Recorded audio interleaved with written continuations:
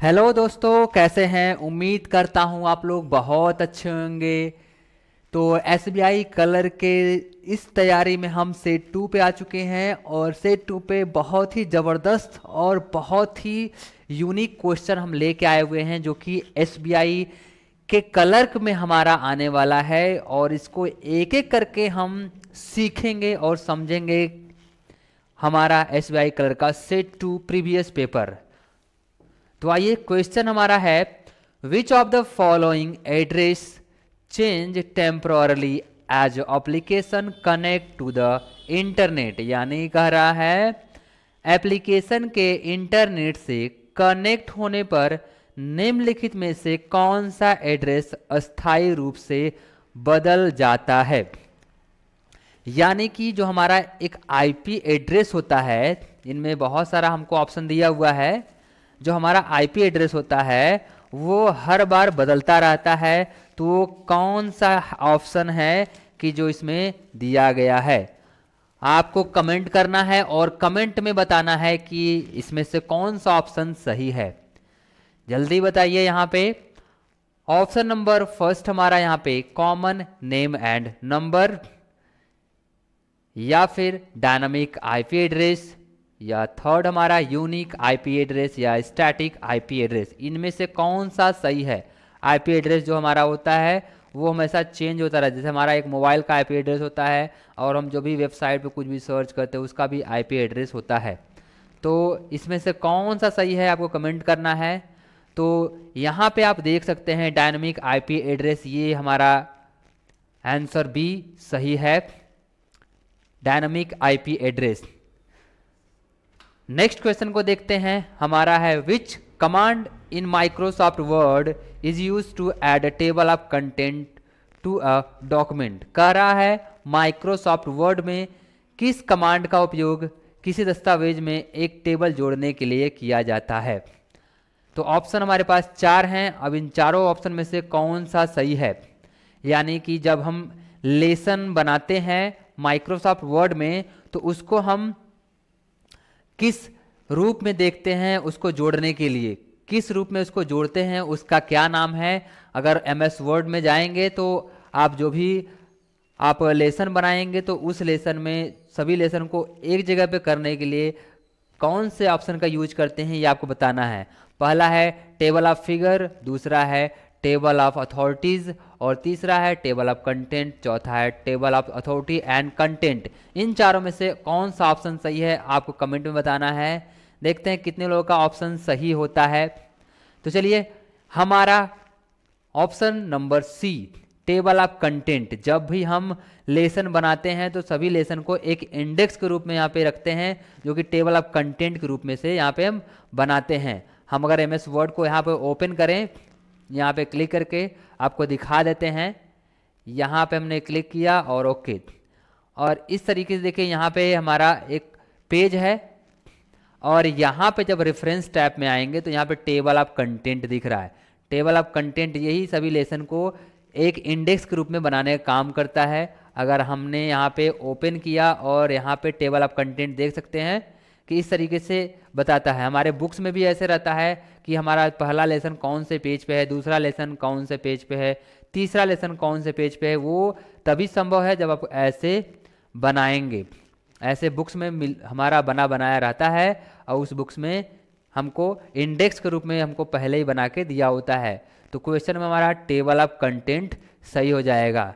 यहाँ पे table of content के माध्यम से ही हमारा इंडेक्स बनता है। नेक्स्ट क्वेश्चन को देखते हैं, which command is use to freeze panes in MS Excel 2016। यानी कह रहा है कि कौन से कमांड से हम अपने एक्सेल के डाटा को फ्रीज कर सकते हैं, कौन से टैब से हम अपने डाटा को फ्रीज कर सकते हैं। इसमें 4 ऑप्शन दिया गया है, view freeze panes, home freeze panes, format freeze panes, data freeze panes. इन चारों में से कौन से टैब और कमांड का इस्तेमाल करेंगे कि हमारा वो फ्रीज हो जाएगा यानी रुक जाएगा। इनमें से 4 ऑप्शन है, चारों ऑप्शन में से कौन सा ऑप्शन सही है कमेंट में बताना है आपको। और चैनल को लाइक और सब्सक्राइब कर दीजिएगा, जिससे कि SBI क्लर्क के जितने भी यहाँ पे तैयारी के वीडियो आएंगे आपको मिलते रहेंगे और हमारे प्लेलिस्ट में ये ऐड होता जाएगा पूरे SBI क्लर्क के सेट। तो चलिए ऑप्शन हमारा है 4 view freeze panes, home freeze panes और फॉर्मेट फ्रीज पेन्स और डाटा फ्रीज पेन्स। इन चारों में से कौन सा ऑप्शन सही है आपको बताना है।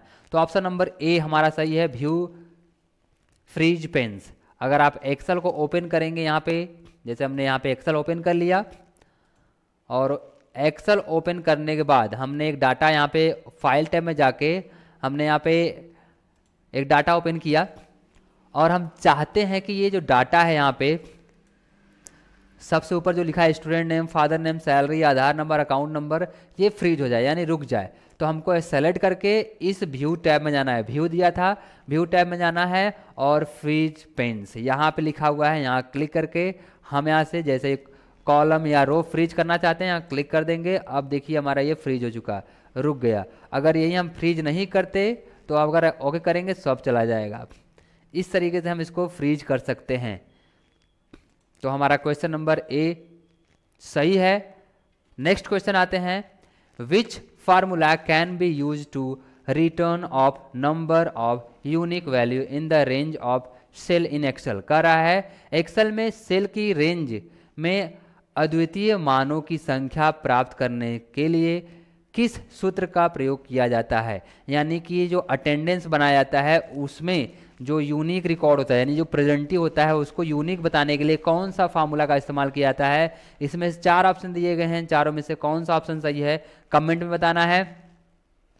चलिए किसका ऑप्शन सही है ये देखना है, आपको इसका कमेंट देना है, इसका आंसर देना है।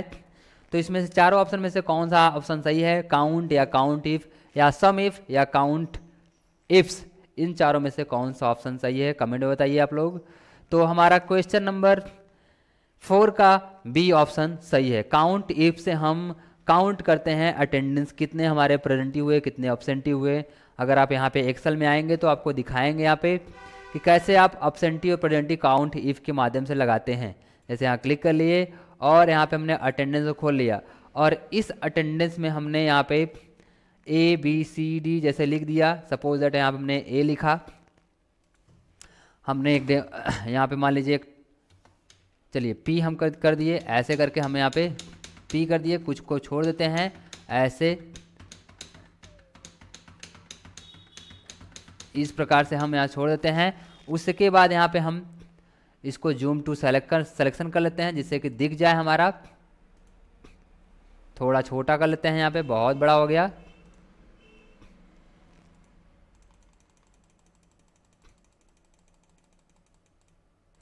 तो कुछ इस प्रकार से दिख रहा है। इसमें काउंट इफ का टोटल वर्क होता है, जैसे हमने इक्वल किया और यहाँ पे काउंट इफ, हमने काउंट इफ यहाँ पे क्लिक किया और टैब बटन क्लिक किया। उसके बाद रेंज पूछ रहा है, रेंज हमने यहाँ से लेके पूरा यहाँ तक दे दिया।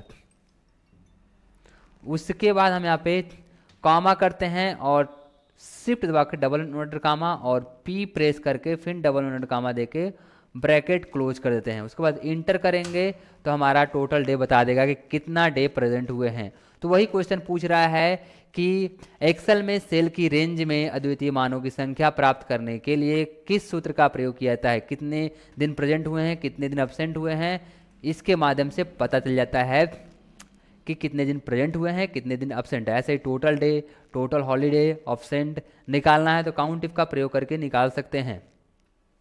नेक्स्ट क्वेश्चन को देखते हैं, कौन सी एक्सेल सुविधा आपको शर्तों के एक सेट को परिभाषित करने की अनुमति देती है जिसे किसी टेबल में रिकॉर्ड जोड़ने से पहले पूरा किया जाता है। इनमें से कौन सा ऑप्शन सही है। यहाँ data validation, input mask, lookup field और वैलिडेशन रूल्स। यानी ये कह रहा है कि यदि हम एक्सेल में कोई भी अगर रेंज बनाते हैं, अगर हमने दे दिया कि 10,000 से लेके 1,00,000 ही रुपए देना है तो कौन सा कमांड यूज करेंगे कि उतना ही दे, अगर ज़्यादा देंगे तो वो नहीं बताएगा, गलत साबित कर देगा। इनमें से कौन सा ऑप्शन सही है। Which Access features allow you define और set of condition that must be met before a record is added to a table. इनमें से कौन सा ऑप्शन सही है, यहाँ पे कमेंट में बताना है आप लोग को।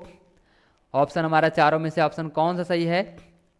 तो यहाँ पे पूछ रहा है डाटा हमारा जब कोई सेलेक्ट कर लेंगे या फिर हमने डाटा कोई दे दिया एग्जैक्ट, तो उसमें से अगर हमने 10,000 से 50,000 दिया या 1 लाख दिया, उसमें से हमको अगर 10,000 डालना है तो 10,000 ही आना चाहिए। अगर हमने 9,000 दिया तो 9,000 नहीं आना चाहिए। इसमें से कौन सा कमांड यूज करेंगे वो बताना है। तो क्वेश्चन 5 का ऑप्शन नंबर ए सही है, डाटा वैलिडेशन। अगर हम डाटा वैलिडेशन में एक रेंज दे देंगे तो हमको जितना रेंज दिया रहेगा उतने ज़्यादा रेंज नहीं देने देगा। जैसे अगर एक्सेल में यहाँ पे आएंगे और यहाँ पे क्लिक करके हमने यहाँ पे लिख दिया सैलरी, यहाँ पे हमने सैलरी। अब इस सैलरी में हम एक सेलेक्ट करते हैं सैलरी, और मीनिंग थोड़ा सा मिस्टेक है, सैलरी। यहाँ पे क्लिक करके अब हम यहाँ पे रेंज देंगे। तो यहाँ डाटा में क्लिक करके देखिए यहाँ पे आपको मिलेगा डाटा वैलिडेशन। यहाँ पे क्लिक करके डाटा वैलिडेशन पे आना है और यहाँ पे होल नंबर और उस रेंज को सेलेक्ट करना है। जो बता रहा था कि एक रेंज जो दिया जाता है उससे ज़्यादा नहीं होना चाहिए, तो कहाँ से होगा, डाटा वैलिडेशन से होगा। तो हमने 10,000 से लेके यहाँ पे 1 लाख दे दिया और कर दिया ओके। अब इस कॉलम्स में हम अगर 10,000 देंगे तो ले लेगा, और अगर हम यहाँ पे 9,000 देते हैं तो ये नहीं लेगा। कुछ इस प्रकार से यहाँ पे नहीं लेगा। अगर हम 1 लाख भी देंगे तब भी ले लेगा। अगर वही 1 लाख और 1 रुपये देंगे तो नहीं लेगा यहाँ पे।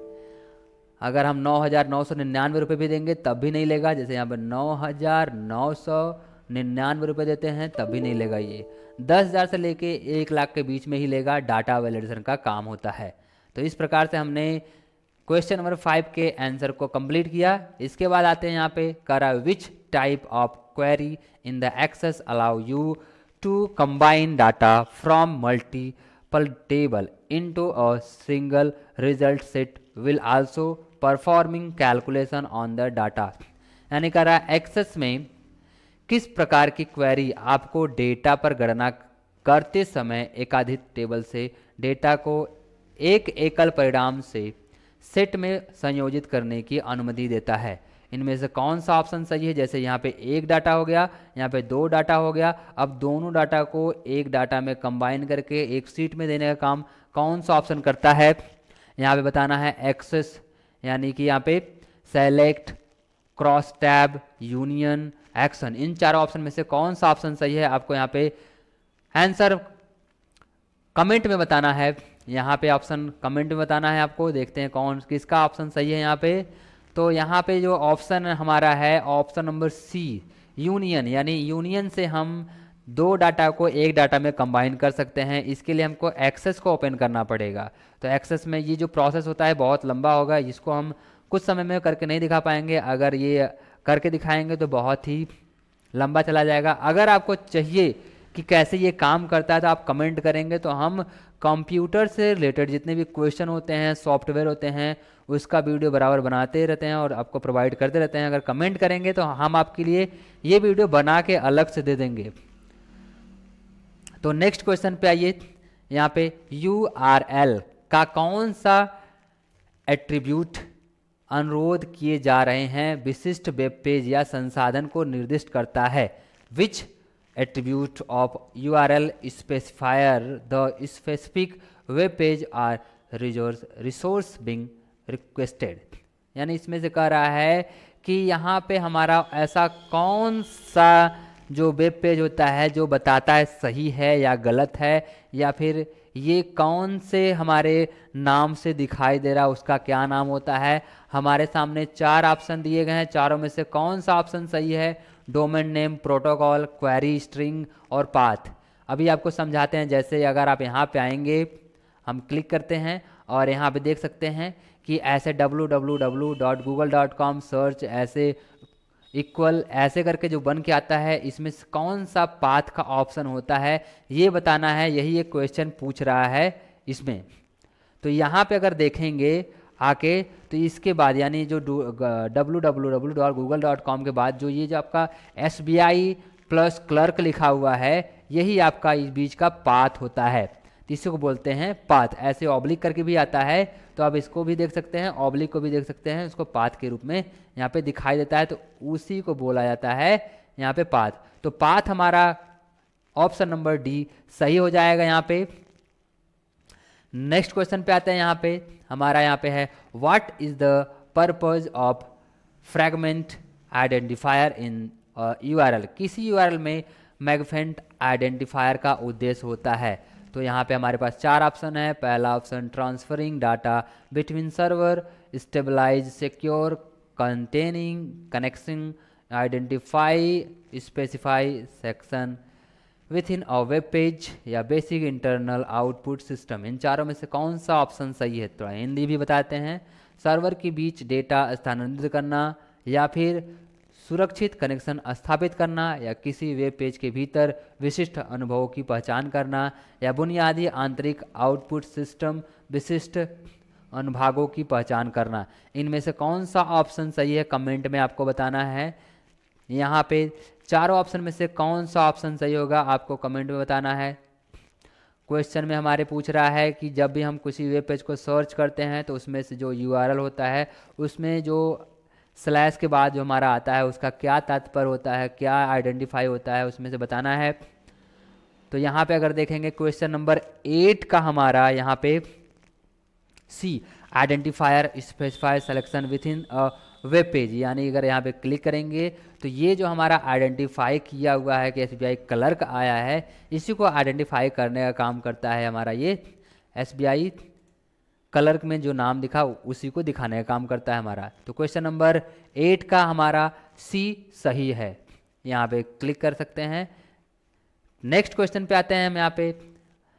तो निम्नलिखित में से किस कंप्यूटर सुरक्षा खतरे में धोखाधड़ी वाले ईमेल या वेबसाइटों के माध्यम से पासवर्ड या क्रेडिट कार्ड विवरण जैसे संवेदनशील जानकारी प्रकट करने के लिए व्यक्तियों को धोखा देना शामिल होता है? यानी कि जो ऑनलाइन फ्रॉड होता है उसमें कैसे हम किसी से ऑनलाइन पैसे, धोखाधड़ी पैसे लेते हैं तो उसका क्या नाम होता है, इसको बताना है। चाहे क्रेडिट कार्ड हो, चाहे डेबिट कार्ड हो, चाहे कॉल आपके पास किसी का आया उससे आपका पैसा निकल गया, या एटीएम से पैसा निकल गया अचानक से, तो उसको किस नाम से हम जानते हैं, यही ये पूछ रहा है। तो ऑप्शन नंबर हमारे पास 4 हैं। पहला है मेलवेयर, और दूसरा फिशिंग, और तीसरा स्पूफिंग, और चौथा है डेनियल ऑफ सर्वर। इनमें से कौन सा ऑप्शन सही है बताना है। कोई भी ऑनलाइन अगर फ्रॉड होता है तो इसमें से कौन से ऑप्शन को हम यहाँ पे सही करेंगे, कौन से ऑप्शन के अंतर्गत आता है फ्रॉड में, ऑनलाइन फ्रॉड। तो ऑप्शन नंबर हमारा बी सही है, फिशिंग। फिशिंग के हमारे उद्देश्य से आता हुआ है। अगले में हमने स्पूफिंग बताया था, अगले पार्ट में अगर आप देखेंगे सेट 1 में हमने बहुत अच्छी तरह से बताया था स्पूफिंग के कंडीशन को, कैसे स्पूफिंग काम करता है, स्पूफिंग का नाम कैसे आता है। तो इसमें फिशिंग आता है, जब भी हम क्रेडिट कार्ड, डेबिट कार्ड या ऑनलाइन फ्रॉड होता है तो उसको फिशिंग के नाम से जानते हैं। सो ये हमारा रहा 10 का 10 क्वेश्चन एसबीआई क्लर्क सेट 2 में।